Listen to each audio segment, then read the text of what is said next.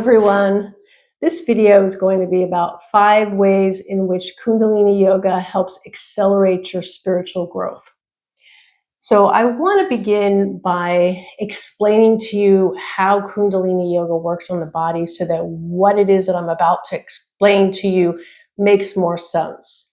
So Kundalini Yoga is a series of spinal postures combined with pranayama, which is the way that we choose to breathe during the practices, the specific breathing techniques that we use, and chanting that brings energy up, our sexual energy, from the base of our spine all the way up the spine into the top of the head and the third eye.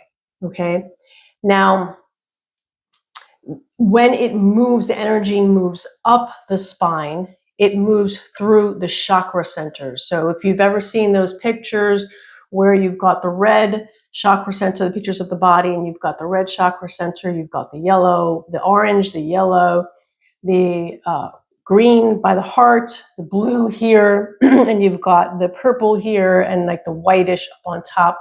Those are the chakra centers. Those are symbolic of these energy centers that are in the body. So the movements that we do specifically targets moving energy up this way. Okay, that's number one. What we're also doing at the same time biologically in the body is through these spinal postures, we are moving that spinal fluid through our spine at a quicker rate. And the reason why we're moving the spinal fluid through our spine at a quicker rate is to put pressure on the pineal gland, because that spinal fluid moves up the spine and goes into the brain and is centered around the pineal gland, which is located in the middle of the skull, right about here, embedded back there. And so those waves of spinal fluid hit the pineal gland and begin to put pressure on it. When it puts pressure on it, the way that it does, what it does is it causes the pineal gland, this is the hypothesis behind this, it causes the pineal gland to secrete a fluid. And when it secretes this fluid, what it contains is DMT, which, as you know, dimethyltryptamine is a hallucinogenic that people take now in many different ways that enable you to see what is unseen in this world. So the unseen becomes seen. You can call it hallucinogenic if you'd like, but sometimes those visions seem more real than what our reality is to the person. And the behavior of that person typically changes after having these experiences. So what we do is we release that fluid at a very tiny, small an amount in the body as we do our yoga and as we do that practice every single day, so that our reality begins to change, because our perspective begins to change. And this is huge. So this is why, you can get a runner's high, you can get all of these, you can do all these other kinds of exercise that I have done in my lifetime, but the Kundalini Yoga targets this specific area, and the specific area directly correlates with spirituality. This is why they call Kundalini Yoga the crown of yoga, because you can do yoga postures all day and you're going to become nice and relaxed and you're going to have, great flexibility. But until you put that crown on, you're not going to really get that same union. Yoga means union with the divine. You're not going to get that same union with the divine until you do the Kundalini Yoga. So by doing the Kundalini Yoga, you're activating those centers. That's the very first thing that accelerates your spiritual growth. And I've given you a million reasons right now about why already, just by what I explained. But activating those centers is the very first reason. And I've compiled some notes here just to keep it down to 5, but I could really do a whole lecture on this that would go way over 5. So I'll make multiple videos. Okay, so I'm going to look at the next one here. And the next one is to put us in contact with our higher selves. And this is such a beautiful thing about Kundalini Yoga, and it's such an exciting thing about Kundalini Yoga, is that when we begin the practice, we chant Om Namo Guru Dev, Guru Dev Namo. And what that means is I call upon my higher self. I call upon the teacher within myself to teach me right now. And when we do that, I didn't know that chanting that every single day was going to change so much in my life. Now I can chant that, never even doing the practice, just begin to chant it, and immediately my higher self comes online. So what do we mean by higher self? And the way that I can explain it to you is just kind of how I visualize it. And maybe you have better ways that you can put in the comments below. But my way is kind of, it's almost like I envision like an octopus with like the oversoul, or like the collective conscious being the body, the actual body of the octopus. And we are all the tentacles that come out.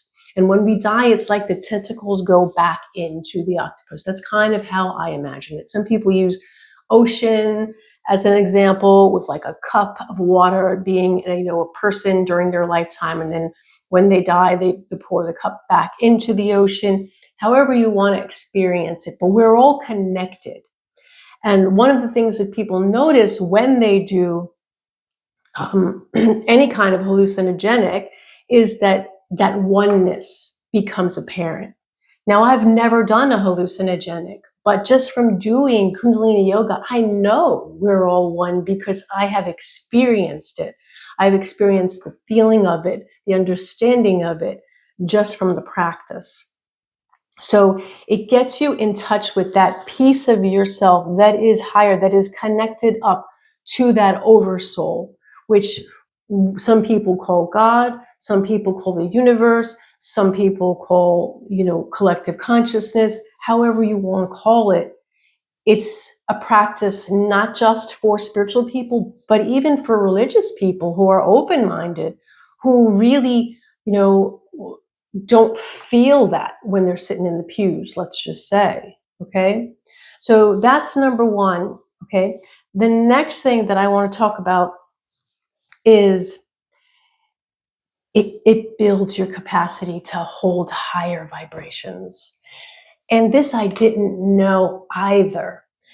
But what happens inside the body is that as your body is able to hold this new vibration, which comes from this practice, you're changing. And as you're doing these movements and over the years, and you're changing and you're growing, what happens is that the old parts of you fall away.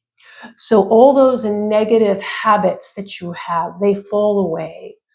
All of those dysfunctions and psychological things and fears over time begin to fall away.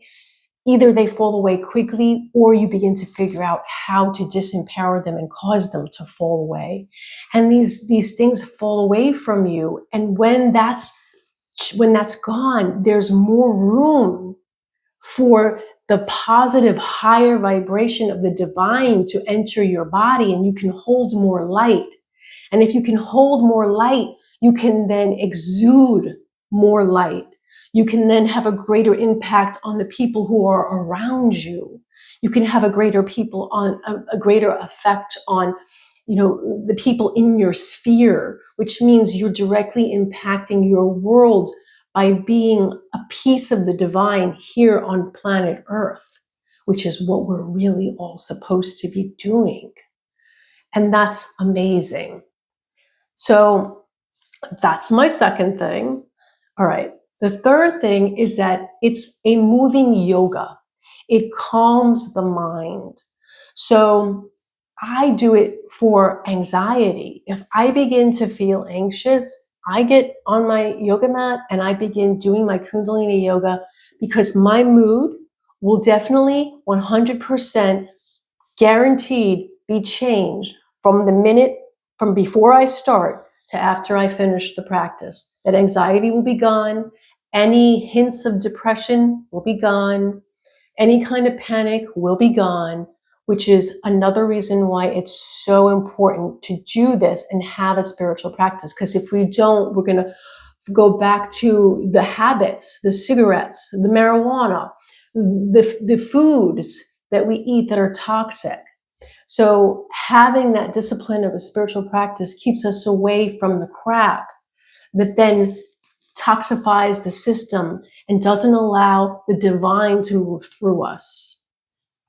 Even you have religions like Mormons and other types of religions who are very strict on what you put into your body, and there's a real reason behind that. So it calms that mind chatter. It takes those negative emotions and changes them.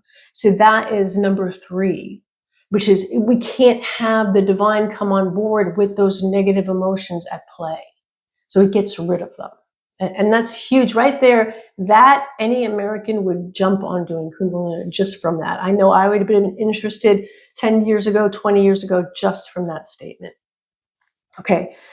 The next thing is that it deepens your intuitive abilities.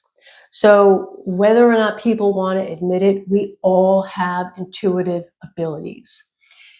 Some people, it's stronger in them than in others, but we all have them. We have the ability to, whether or not we choose to listen to that still small voice that tells us something or not, it's up to the person.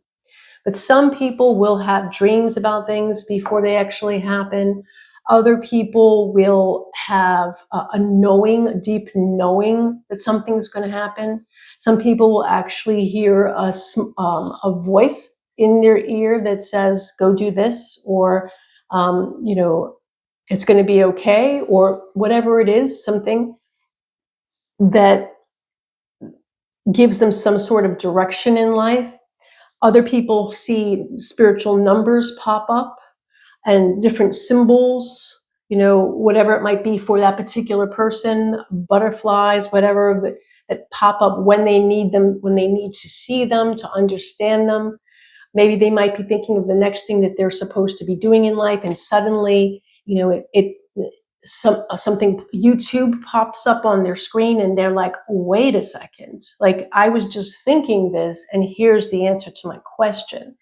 Those kinds of things that let us know, kind of like in the movie The Matrix, when Neo sees the white rabbit, right, on the person, tattooed on the person after seeing Follow the White Rabbit.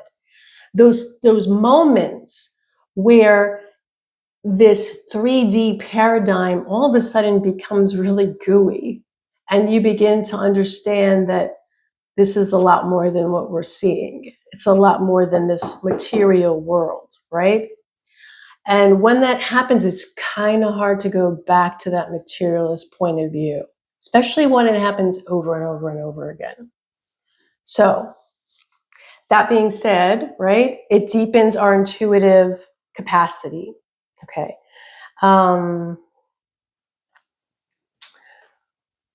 Another thing that I would like to talk about is that I feel like it keeps illness away. And this is important in that those higher vibrations that are inside our bodies after doing Kundalini Yoga that move, it's pushing through our bodies, getting rid of, like I said before, all of the negative, whether it's psychological, whether it's physical habits, like the spirit begins to move through you. And when it does, these old things fall away. And as it falls away and you're having this higher vibration inside of you, illness is not something that really, it comes around very often. You become extremely healthy. You can feel that energy moving through you. I know that there are times where I can feel the energy moving through my arms, my legs, my chest. And I even when COVID happened and everyone was freaking out and thinking, oh my God, COVID, this and that, whatever, I never felt afraid of COVID. I knew I wasn't going to get COVID. It was just like I knew that the energy inside of me was so strong that I wasn't going to get sick, which means that my energy vibration doesn't lower. It doesn't lower at all, so that I can't get sick. So it just keeps that higher vibration going in my body. So those are 5 immediate things off the top of my head that come to mind as some of the most important things. I am going to make more videos talking about how Kundalini Yoga works on the body and the pineal gland.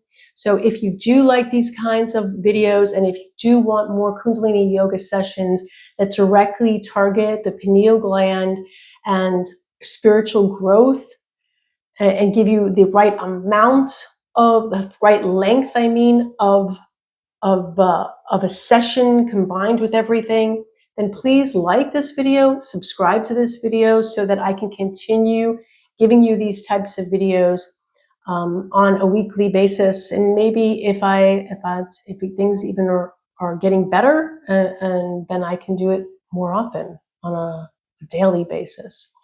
So with that being said, till next time, namaste, my friends. Peace and love.